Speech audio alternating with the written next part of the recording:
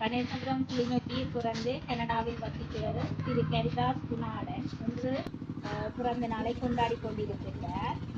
என் சார்பாகவும் ஐயனாகோடியிருப்பு மக்கள் சார்பாகவும் பிறந்த நாள் வாழ்த்துக்களை தெரிவித்துக் கொள்வதோடு இதற்கான நிதி பங்களிப்பினை அறநெறி சார்பாகவும் பசுமை இல்லம் சார்பாகவும் பங்களிப்பு செய்து அவரது துணைவியர் தக்ஷிலா அவர்களுக்கு மனம் நிறைந்த நன்றிகளையும் வாழ்த்துக்களையும் தெரிவித்துக் கொள்கிறோம். இன்றைய தினம் தனது பிறந்த நாளை கொண்டாடி கொண்டிருக்கும்